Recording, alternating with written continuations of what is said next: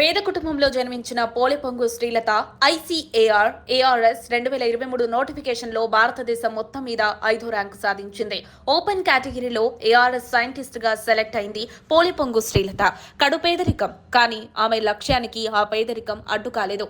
ఒక చిన్న మారుమూల పల్లెటూరు పేద కుటుంబంలో పుట్టిన శ్రీలత అనేక కష్టాలు ఎదుర్కొని చదువు మీద తనకున్న శ్రద్ధతో పట్టుదలతో చదివింది. జాతీయ స్థాయిలో టాప్ ర్యాంక్ సాధించింది. ఖమ్మం జిల్లా తిరుమలాయపాలెం సుబ్లేడు గ్రామానికి చెందిన పోలిపొంగు జగ్గయ్య కృష్ణకుమారికి కుమార్తె శ్రీలతతో పాటు కుమారుడు లక్ష్మణరావు ఉన్నారు. Polipongu Srilatha agriculture scientist recruitment board ఇటీవల నిర్వహించిన పోటీ పరీక్షలో జాతీయ స్థాయిలో సత్తా చాటింది. దీంతో జాతీయ వ్యవసాయ పరిశోధన సంస్థ శాస్త్రవేత్తగా అవకాశం దక్కించుకుంది.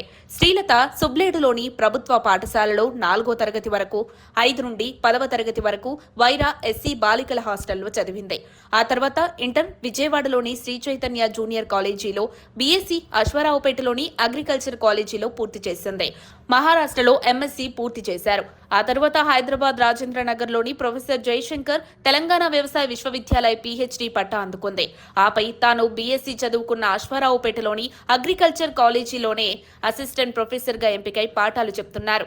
ఓ పక్క అసిస్టెంట్ ప్రొఫెసర్గా ఉద్యోగం చేస్తూనే Srilatha agriculture scientist recruitment board నిర్వహించే పరీక్షకు ప్రిపేర్ అయ్యారు.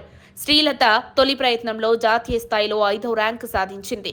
తద్వారా మొక్కలపై పరిశోధన కోసం శాస్త్రవేత్తగా ఎంపిక కావాలనే తన లక్ష్యాన్ని నెరవేర్చుకుంది. వచ్చే నెలలో ఐకార్లో శాస్త్రవేత్తగా కొద్ది రోజుల్లో ఆమె పోస్టింగ్ తీసుకోబోతున్నారు.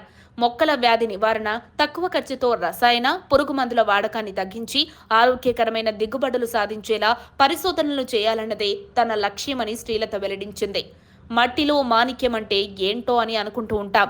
ఎంతో కష్టపడి చదివి పైకొచ్చిన ఇలాంటి మాణిక్యాలను చూస్తే సాటి వారితో పాటు తెలంగాణ గడ్డ కూడా మురిసిపోతోంది. మరిన్ని అప్డేట్స్ కోసం మా కాయ్ టీవీని సబ్స్క్రైబ్ చేసుకోండి. మా వీడియో కనుక మీకు నచ్చినట్లయితే లైక్ చేయండి, షేర్ చేయండి. మీ విలువైన అభిప్రాయాలను కామెంట్ బాక్స్లో తెలియజేయండి.